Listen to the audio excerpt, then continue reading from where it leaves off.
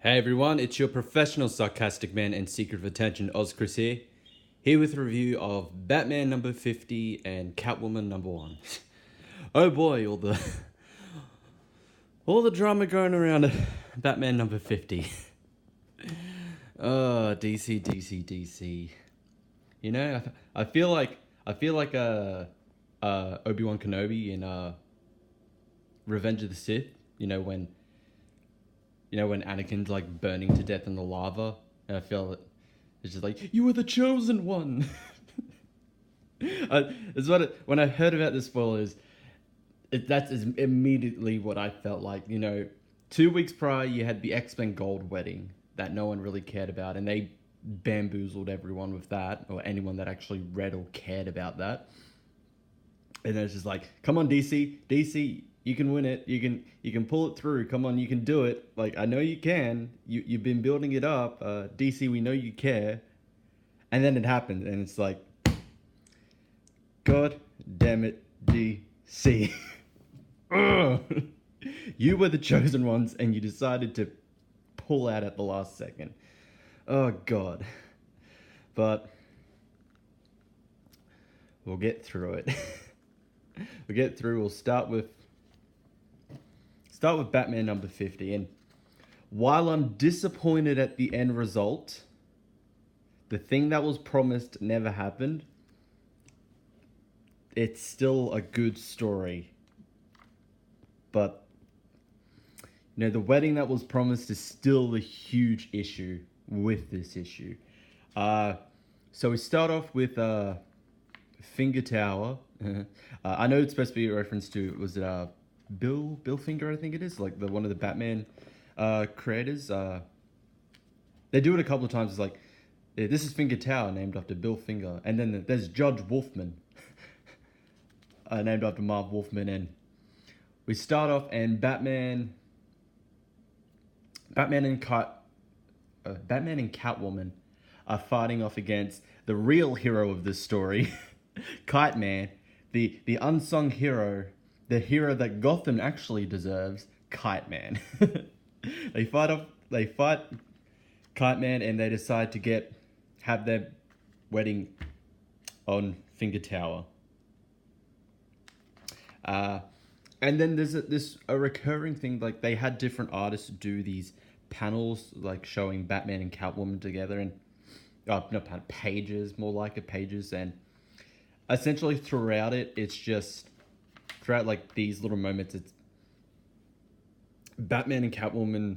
Like, on the left side is Batman reflecting, on the right side is Catwoman reflecting. Does it mirror the whole? Yeah, mirroring the whole, like this, like. But they're reflecting like how they feel about one another. All of their countless meetings, and essentially for both of them, how they feel about the wedding. Why did someone just have to start their car right now? Jeez. Essentially how they feel about the wedding, and if they can be happy and going through. So you have the different art. You have Garcia Lopez and Mulvihill, Cloonan. You have Fabok and Anderson. You have Miller and Sinclair. Bermejo, probably Adams and Hi-Fi, Hiffy. Keep going through, and Daniel Morey, Connor, and Mounts. There's several of them, and then this is still also reflected with, like, apart from these panels, it's the constant, like, leading up to the wedding. It's just showing the opposing sides, the two sides, reflecting on one another, the similarities as such, and keep going through, and we get it. Bendis is here. And Albuquerque, we got more Kubert, Sinclair, and it all finally accumulating to one of them all together, very happy and loving. But this is where it all starts to go downhill. Much like Colossus's sister in X-Men Gold number 30, there is someone telling the bride, "Are you sure it's okay? Do you really want to get married? Do you think it's best for him?" Like, toe for toe. Did the creative teams for Batman and X-Men Gold, did they talk to each other and had, it's like, oh, this is how we'll set up like them not getting married, is we'll have someone on the bride side. The groom definitely wants to get married. The bride, though, ooh, we need someone on their side to like plant the seed of doubt. It's too much of a coincidence. Like I said, with X-Men Gold number 30, you had Colossus's sister, was it Ilyana, I think her name is, like pretty much just saying to Kitty's face, like, "I don't want you to marry my brother." And then here with Holly and Selena, Holly is just noting, is like, "Oh, it's Batman. He's never been like this. He's never been happy. He always seemed to need his misery, like it was how he did what he did." And Selena's just like, "What?" And because the Joker did it as well in number 49, saying that if he's happy, Batman cannot be Batman anymore, which is a dumb thing. Like, I'm pretty sure Bruce Wayne, Batman's been happy before. I mean, regardless of like history and everything, he's pretty much raised four children that he considers his sons. One of them actually being his biological son, but essentially his four sons. How could he's essentially proud of each of them, regardless of history and all that. That's not the sign of a happy man? I don't know. And the whole like Batman and Catwoman. If Batman gets married, he can't be happy. That's a load of. And to quote Brian Michael Bendis in issue number 5 of Man of Steel, or more accurately, Flash in Man of Steel number 5. That's a load of caca doo doo. But this is just great. Like, Batman definitely comes out on top of this. It definitely shows he's definitely ready to get married. He's definitely happy, and just him deciding this Alfred to be his witness. It's because Alfred's like, "What about Master Dick and Master Clark? Nightwing and Superman. Your best friends, your bestest friends in the world. One is essentially kind of like your brother. One is essentially like your son. Why not you get them?" And it's just like, no, I was just thinking it could be you, Alfred, if you're free, since it's been the two of us since the beginning. I can't do anything without you, really. I never could or will. Definitely, you have Alfred. Of course, Alfred is going to be the witness at his wedding. Alfred, the father, essentially his adopted father, essentially. Of course, the perfect choice. And we go through, they keep reflecting on it, and here we go. All of this building up since June last year. She decides to not go through with the wedding.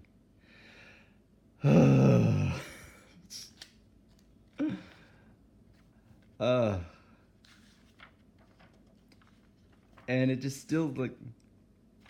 Okay, so I'm gonna spoil this little end part. So I'm gonna put. I know everyone's been spoiled about this main part, but there is an end part that wasn't really spoiled a lot because everyone was more focused on the fact that holy crap, they didn't get married. What the hell was that, DC? So if you don't want the spoilers, I'll put a spoiler. I'll put in the description where to skip to if you want to skip that certain spoiler.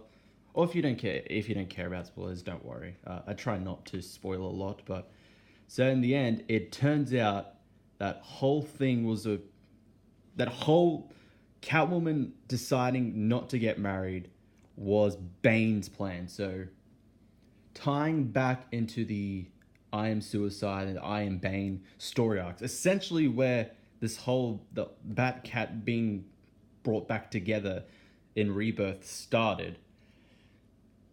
is essentially Bane's plan, and there was a heap of people there helping them. So you have Riddler, you have the Joker, you have Psycho Pirate, Bane, you have that Gotham Girl, Ventriloquist, Hugo Strange, you have Skeets, and the weirdest of all, you have what looks to be Flashpoint Batman, Thomas Wayne from the Flashpoint universe.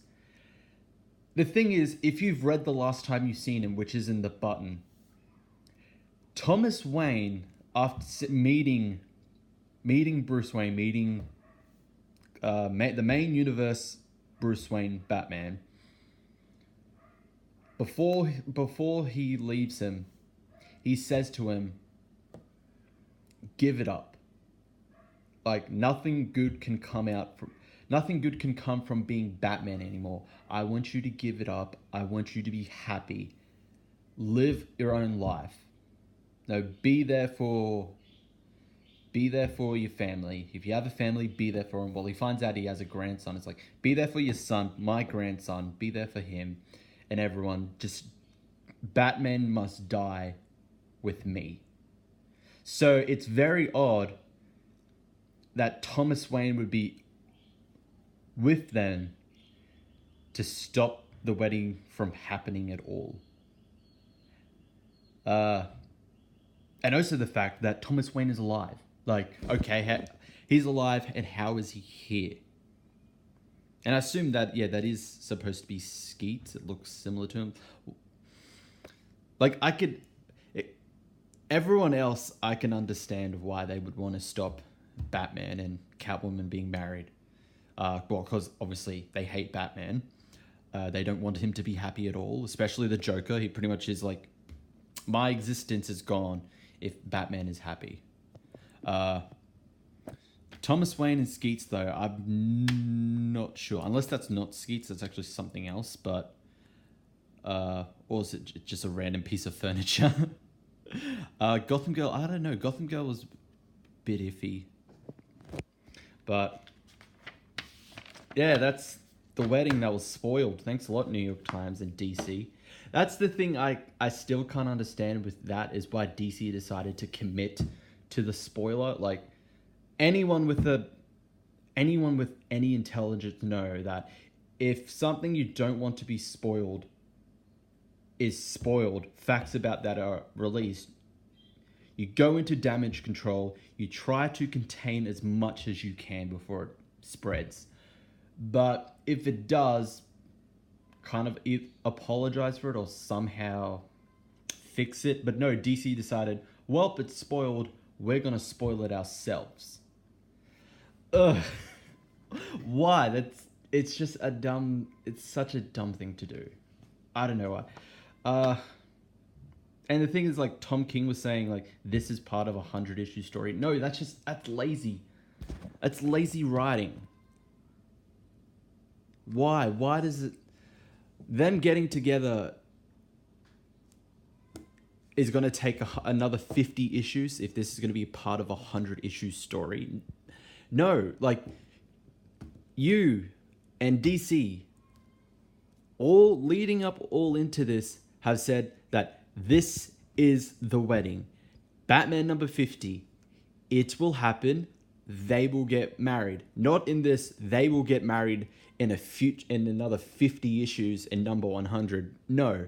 And the fact that a lot of people were hyped for this, a lot of retailers bought a lot of copies, and then also variants, and then if they wanted to store exclusive variants, and then doing like their own mini events, celebrating a wedding, getting like dressing up their stores and like as like a wedding party and all that, getting like cosplayers to act as Batman and Catwoman and pretend to get married.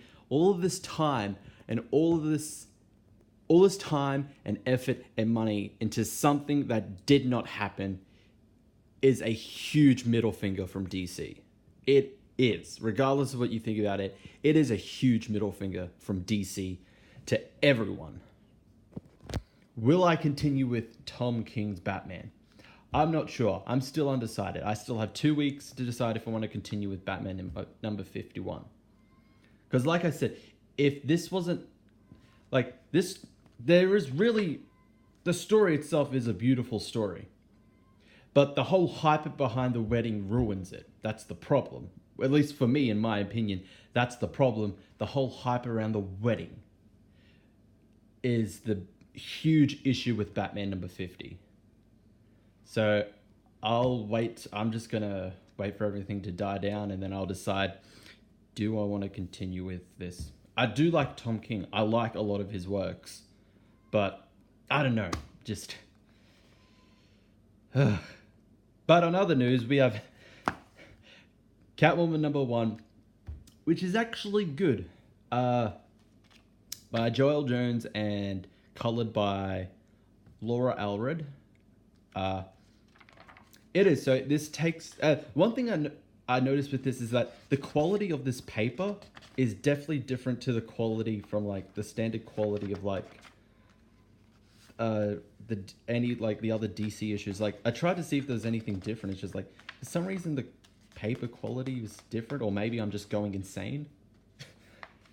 But anyway, we start off and it's Catwoman trying to enjoy herself despite the fact she made the dumbest decision in her life, which was to not get married to Batman, to Bruce Wayne. And she discovers that she is being framed for a murder, which seems to be by this weird, decrepit-looking old woman. As we see, she's being framed for a murder, and at least they acknowledge here, like I saw this, at least they acknowledge that this is said afterwards. It's just like, okay, but it is, it's a simple story. It's good. It's not like amazing. I think the problem is with Catwoman number 1 is that because it leads out of Batman number 50 and the whole drama around Batman number 50 and the spoilers and all that is really going to hurt Catwoman. Like, I like Joelle Jones' art. Like, the issues she did with Batman were great. I love the artwork, and I like the story. I'll continue it. It's a simple start. I'm willing to continue it for its first arc, but like I said, this is seriously going to affect this. And also, like, one thing I'm going to note, I 100% understand if you want to quit reading Batman because of what happened. One thing I recommend is that you don't quit your other DC titles, because I've been seeing people saying like, oh, well, you promised a wedding, Batman and Catwoman didn't get married, F you DC, I'm not buying anything DC from now. That's a huge, like, you're overreacting. It's just like, the thing is, like, I'm still going to read DC, okay? I'm not punishing other series for the fault of one. They had nothing to do with it. Green Lanterns, Hal Jordan, Flash, any of the New Age of Heroes, Deathstroke, Man of Steel, Superman Action Comics, Justice League, they had nothing to do with Batman number 50. I'm not going to punish those series which I enjoy or like to read just because I wasn't satisfied that the promise was kept. The only thing that will affect anything that I buy will be Batman number 50. Will I decide to buy Batman number 51? I'm still iffy on that. I will wait and see. But that's it for the video. Damn, this is a long video. Didn't expect it to be this long, but that's it for the video. Leave a like, subscribe, hit the notification bell, follow me on Twitter, check out my previous videos, and I will see you all next time.